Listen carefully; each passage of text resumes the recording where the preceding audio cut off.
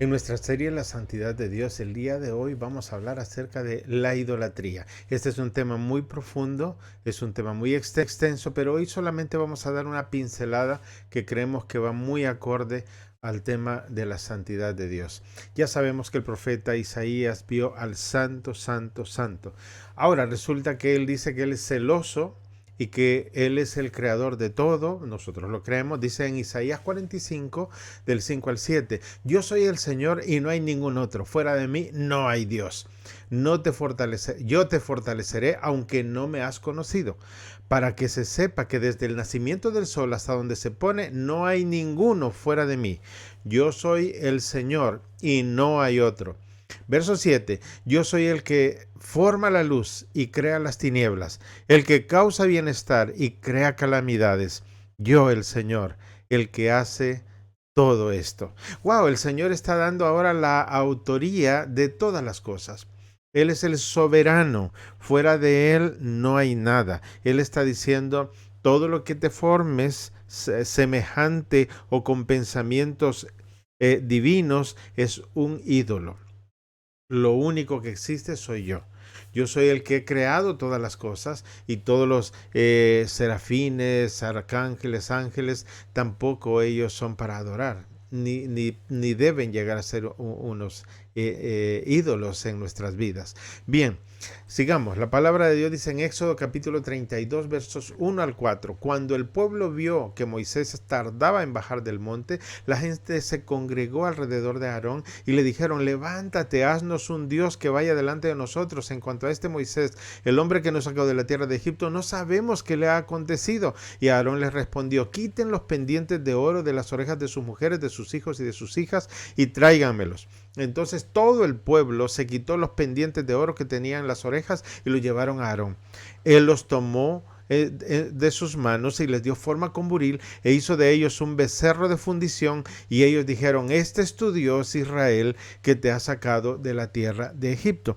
Es increíble leer esto cuando sabemos que acaban de ver milagro tras milagro durante el camino de la salida de Egipto y siguen viendo milagros. Sin embargo, ahora ellos se han lanzado a tener una imagen a la cual adorar y a la cual darle la autoría de haberlo sacado de Egipto. Algunos piensan de que el pensamiento del pueblo en ese momento no era directamente hacer otro Dios, sino tener una forma que simbolizara o representaba a Dios y poder adorarle. Sin embargo, lo que la Biblia describe es una idolatría directa. Aquí estamos mirando en el pecado que cae Aarón y todo el pueblo. Así es que hermanos, esto lo que nosotros descubrimos en esta porción es que el hombre tiene una tendencia a la adoración, tiene una tendencia a lo divino, a lo espiritual, tiene una necesidad y muchas veces esa necesidad no la dirigimos hacia Dios, sino hacia un ídolo o hacia otra cosa que la formamos nosotros como ídolo.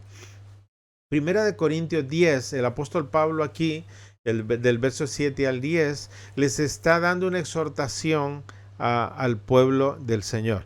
Dice, no sean pues idólatras, como fueron algunos de ellos. Está hablando de los antepasados. Según está escrito, el pueblo se sentó a comer y beber y se levantó a jugar. Ni forniquemos como algunos de ellos fornicaron y en un día cayeron 23,000. Ni provoquemos al Señor como algunos de ellos lo provocaron y fueron destruidos por las serpientes. Ni murmuremos como algunos de ellos murmuraron y fueron destruidos por el destructor. Por tanto, verso 14, amados míos, huyan de la idolatría. Aquí Pablo les está describiendo con claridad. Miren, en el capítulo 9, al final, si lo lees, hay una exhortación del apóstol Pablo y les está animando y les está llevando para que rigurosamente tengan una disciplina espiritual de una vida cristiana agradable delante de Dios. Ahora les hace una advertencia en base a la historia de sus antepasados, de todo lo que ellos habían pasado y vivido. Y luego pues les recuerda también que ellos pecaron a pesar de que vieron la mano de Dios a su lado siempre. Ahora, en este capítulo 10 de 1 Corintios, Pablo enumera por lo menos 5 aspectos que van en torno a una sola cosa: ¿verdad? A la rebeldía del hombre y a la idolatría. Número 1, la codicia de cosas malas. Ya sabemos que la codicia es el deseo ferviente o vehemente por obtener cosas, especialmente por bienes materiales o riqueza, ¿no? Y ellos habían caído en eso. Número 2, la idolatría, el acto mismo de la adoración a ídolos también. Era una tentación porque vivían en un mundo, en un pueblo que vivía de esa manera. Número 3, fornicación, que frecuentemente era parte de la idolatría para adorar. Era una práctica en aquel tiempo. No solamente eso, por supuesto, sino la fornicación como tal. Número 4, tentar a Dios. ¿Qué significa esto? Que ponían a prueba a Dios. Lo tentaban en el sentido de a ver hasta dónde Él llega y nos soporta nuestra maldad, nuestra incredulidad. Y era tremenda la rebeldía. Número 5, murmuraciones e incredulidad. La murmuración es la negación de la bondad y la misericordia de Dios. Teniendo tanto de Dios, no lo reconocemos. Y es más, reclamamos y preguntamos ¿por qué a mí? Y murmuramos, ¿verdad? Y somos incrédulos porque desconfiamos. Esa es la razón. ¿Sabe que esa es una de las razones principales por las que creamos los ídolos según el Salmo 115? Ahora, hermanos, quiero hablar de unos conceptos que quiero leerles. El primero es del escritor J.C. Ryle. Él dice que la idolatría es aquella adoración en el que el honor debido al Dios Trino y únicamente para Él es dado a alguna de sus criaturas o alguna invención de sus criaturas. Él dice que pueden asumir formas extremadamente diferentes según la ignorancia o el conocimiento de la sociedad en ese tiempo. Puede ser groseramente absurda o también llega a ser ridícula, pero esto es lo más peligroso, o puede acercarse a la verdad y por ende ser engañosamente defendida. Es allí donde creo que caemos mayormente. Cuando esto que hacemos se parece tanto a la adoración a Dios, a la obediencia a Dios, a estar en la voluntad de Dios, que nos desviamos y le damos una confianza como si es para Dios y de Dios, y nos hacemos idólatras. Bien, hay hilos muy finos en medio de todo esto. Tenemos que tener cuidado, pero ante todo el discernimiento del Espíritu Santo en nuestra vida. El escritor Friedrich Nietzsche, en su libro El crepúsculo de los ídolos, dice que en este mundo hay más ídolos que realidades. Cuando lo leo me doy cuenta, wow, es algo bastante declarar eso. Es un poco fuerte, pero la verdad que si lo analizas, somos como una fábrica de ídolos. Estamos sustituyendo las cosas de Dios y a Dios directamente por otras cosas. Timothy Keller escribió un libro que se llama Dioses que fallan, en español. Y él describe que la idolatría es el resultado de escoger un goce incompleto de este mundo y convertirlo en el eje de la existencia. O sea, aquello que es como un reto para nosotros, ese goce incompleto, lo perseguimos y lo ponemos de tal manera que lo convertimos en un ídolo. Es muy interesante lo que él menciona. Este libro lo vamos a estar mencionando esta semana y la que viene, Dios mediante. En Hechos 17:16 dice la palabra: mientras Pablo los esperaba en Atenas, su espíritu se enardecía dentro de él al contemplar la ciudad llena de ídolos. Recordemos que aquí está llegando Pablo a esta ciudad y ahí está esperando a sus compañeros, y cuando él comienza a ver a la ciudad está llena de ídolos. En Hechos 17, 22 y 23 dice: entonces Pablo, poniéndose en pie en medio del Areópago, dijo: varones atenienses, percibo que ustedes son muy religiosos en todo sentido, porque mientras pasaba y observaba los objetos de su adoración, hallé también un altar con esta inscripción: al Dios no conocido. Pues lo que ustedes adoran sin conocer, eso les anuncio yo. Wow, aquí el apóstol Pablo está aprovechando la oportunidad cuando llega a esta ciudad. Ahora, hablemos un poquito acerca de los atenienses o de Atenas. Aquí culturalmente ellos eran idólatras. adoraban a muchos dioses y cada vez estaban pendientes a descubrir algo nuevo, un Dios nuevo. No querían que se les escapara ningún Dios. Y ellos eran unos idólatras de primera mano. Ahora, Pablo, cuando entra ahí, se da cuenta de todo lo que tienen y observa, en primer lugar, por ejemplo, tenían el templo del Partenón, que era el templo de la diosa Atenea, o sea, la diosa protectora de la ciudad. Luego tenían también a Afrodita, la diosa de la belleza. Tenían a Ares, la diosa de la guerra. A Artemisa, la diosa de la fertilidad y de la riqueza. Hefesto, el dios del fuego y de la artesanía, o sea, de la creatividad. Estaban llenos de dioses y de ídolos en esta ciudad. Así es que tenían y le oraban a un Dios de acuerdo a lo que querían. Ahora, nuestra sociedad no ha cambiado tanto, porque nosotros seguimos siendo creadores de ídolos y ahora las cosas podemos verlas un poco distinto, pero seguimos arrastrando o cojeando espiritualmente, formando ídolos de lo que miramos y de lo que aspiramos.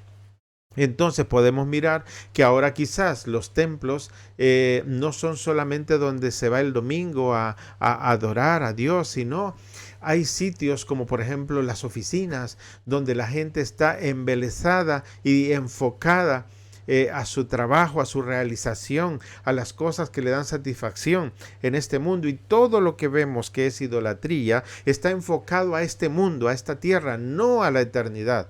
Entonces miramos, por ejemplo, que hay estadios llenos y bueno, nadie dijo que el deporte es malo ni de ir a ver un deporte es malo, pero lo convertimos en ídolo cuando nosotros lo sustituimos en lugar de Dios. Y así podemos pensar en los gimnasios, por ejemplo. No es malo ir a un gimnasio, pero nosotros lo convertimos en malo porque lo ponemos en primer lugar, el culto al cuerpo, el estar bien, pero no por la salud nada más, sino por la apariencia, porque yo quiero que los demás se fijen en mí. Y eso es constantemente, lo miramos a nuestro alrededor y quizá nosotros tenemos algún problema de esto y que no nos hemos dado cuenta. Ahora, es posible que nosotros no nos arrodillemos ahora ante los dioses como ellos físicamente, ¿verdad? De la Afrodita, por ejemplo, la diosa de la belleza, pero sí podemos mirar a nuestro alrededor cuántas chicas y chicos hay ahora que están embelesados en sus depresiones y trastornos alimenticios. ¿Por qué? Porque sienten una preocupación desmedida, ¿verdad?, de su imagen física. Lo que hemos mencionado anteriormente, y seguramente tampoco encendemos incienso a Artemisa, la diosa de la riqueza, pero ¿qué pasa? ¿Qué perseguimos? Parece que el eje de la vida es la riqueza o el dinero, y cuando hablamos de dinero, no importa la cantidad, es aquello que nosotros canjeamos y perseguimos la felicidad. Por ejemplo, aquí se le llama felicidad el tener tu buen profesión, tu buen estatus social, tus buenos ingresos, y entonces tienes que ser feliz. Es una gran mentira, porque te das cuenta de cuánta gente se quita la vida y son gente millonaria. Aquellos hombres, ¿verdad?, que se han tirado de los pisos, del piso 29, del piso 10, en fin. ¿Por qué? Porque han sido frustrados por la meta de su vida, de la riqueza de este mundo. Hermano, podemos enumerar muchísimos de estos ejemplos acerca de las adoraciones que ahora tenemos en muchos de los sitios. Pero yo quisiera mencionar una más, y es la adoración dentro de la iglesia, o la idolatría dentro de la iglesia. Esto, a pesar de que lo menciono ahora, quisiera desarrollarlo un poco más la semana que viene. Pero ¿sabe una cosa, hermano? ¿Qué pasa? Que lo espiritual también lo convertimos en algo idólatra cuando nos desenfocamos y cuando no miramos en realidad lo que Dios es según su palabra, y adorarlo a Dios como es y no el invento que yo me he hecho. Porque Dios tiene que ser así, tiene que ser de esta... Y yo describo a Dios como yo quiero que sea, no como la Biblia dice que es. Así es que me contrapongo a la palabra de Dios, y esto es bien delicado. No voy a adentrar más en esto, pero es muy importante que lo pensemos. Isaías 44, verso 9 al 11 dice: todos los que dan forma a un ídolo son nada, y sus cosas más preciadas de nada sirven.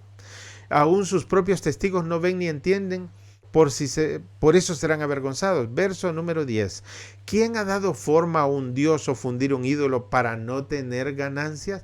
¿Veis la importancia de comprender esto? Ciertamente todos sus compañeros serán avergonzados, pues los artífices son solo hombres. Que se reúnan todos, dice el Señor, que se levanten, que tiemblen, que sean a una avergonzados.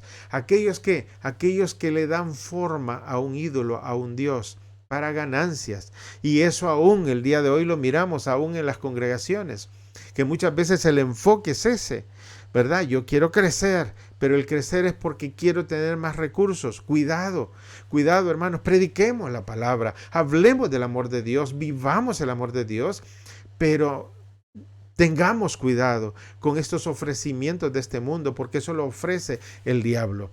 Bien, otro concepto que quiero leerles es el de coalición por el evangelio. Ellos dicen que idolatría es cuando mi deseo de placer o comodidad me lleva a desobedecer a Dios o me impulsa a dejar de hacer lo que debo hacer. Eso es un ídolo. Dicen también que nuestra adoración a Dios debe ser tal que estemos dispuestos a sacrificar cualquier placer temporal para experimentar un placer eterno al agradar a Dios. Y el último concepto que les quiero mencionar es el del pastor Miguel Núñez. Él dice que ídolo es cualquier cosa que reemplaza a Dios en mi corazón. A mí me gusta esta, bastante práctica. Ídolo es cualquier cosa que reemplaza a Dios en mi corazón.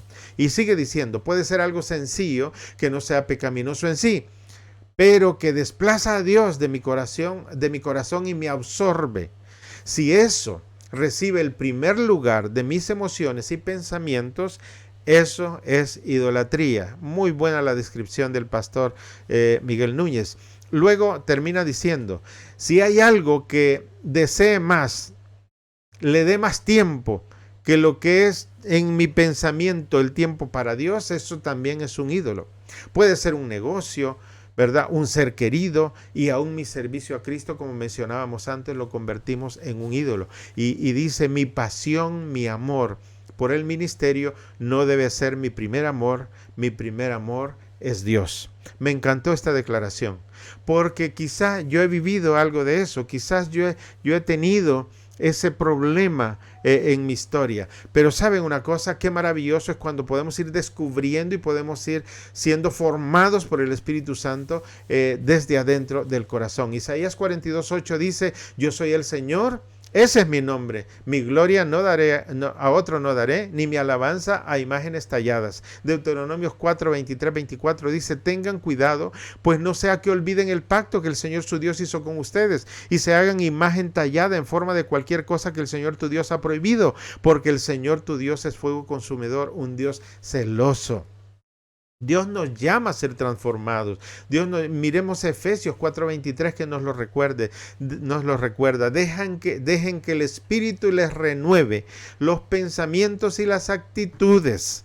Dejen, no se opongan, no se resistan, en otras palabras. Y Hebreos 10:31 dice, horrenda cosa es caer en manos del Dios vivo. Hermano, esto quiere decir que un día vamos a dar cuenta, vamos a rendir cuentas de todo esto. Primera de Juan 5:19-21, el apóstol Juan también nos hace una llamada de atención. Dice, sabemos que somos de Dios y que el mundo entero está bajo el poder del maligno. Y sabemos que el Hijo de Dios ha venido y nos ha dado entendimiento a fin de que conozcamos a aquel que es verdadero. Y nosotros estamos en aquel que es verdadero, en su Hijo Jesucristo. Este es el verdadero Dios y la vida eterna. Verso 21, hijos, aléjense de los ídolos.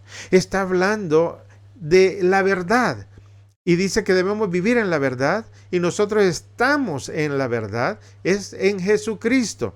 Y luego dice, cuidado, estamos en el verdadero, aléjense de los ídolos. ¿Qué está diciendo? Todo lo que es idolatría es engaño, es mentira, y tenemos que huir de ello, alejarnos de ello. ¡Wow! Una llamada de atención bien fuerte del apóstol. Romanos 12:2 dice Pablo, no imiten las conductas de las costumbres de este mundo. Más bien dejen que Dios los transforme en personas nuevas al cambiarles la manera de pensar. Entonces aprenderán a conocer la voluntad de Dios para ustedes, la cual es buena, agradable y perfecta. Ser indiferentes es imposible a esta verdad. Nosotros conocemos al Señor Todopoderoso porque Él nos encontró primero. El Santo, Santo, Santo fue visto por Isaías, un ser mortal, y se sintió deshecho. Ahora el Señor se presenta como el verdadero Dios delante de nosotros. La pregunta es, ¿le tememos a Dios? ¿Le agrada lo que sabe de Dios? ¿Le gusta el concepto bíblico de Dios? ¿Nos sentimos incómodos con los conceptos bíblicos acerca de Dios? Mire, las Escrituras dicen, menciona el doctor Sproul, las Escrituras dicen que por naturaleza caída estamos en enemistad con Dios. Y déjenme leerles. No queremos tener a Dios en nuestros pensamientos porque hay algo en lo profundo de nuestro ser en contra de nuestro Creador. Y ese desagrado y hasta llega a ser odio es tan fuerte que cuando Dios se hizo carne, que el ser humano no paró hasta destruirlo. Y ahí la vida de Jesús fue destruida en manos de seres humanos. Por supuesto que Dios lo permitió para que pagara por nuestros pecados en la cruz. Romanos 5, 9, 10 dice, entonces mucho más, habiendo sido ahora justificados por su sangre, seremos salvos de la ira de Dios por medio de él. Porque si cuando éramos enemigos fuimos reconciliados con Dios por la muerte de su Hijo, mucho más, habiendo sido reconciliados, seremos salvos por su vida. Éramos enemigos de Dios, tú y yo, pero hemos sido reconciliados, gloria a Dios. La sangre de Cristo nos ha redimido, nos ha salvado, nos ha cambiado y nos ha hecho nuevos. Ven a Cristo, entrega tu corazón a Él, aléjate de los ídolos y de todo aquello que te aleja de nuestro Padre Celestial. La próxima semana nos vemos con la ayuda del Señor. Dios te bendiga.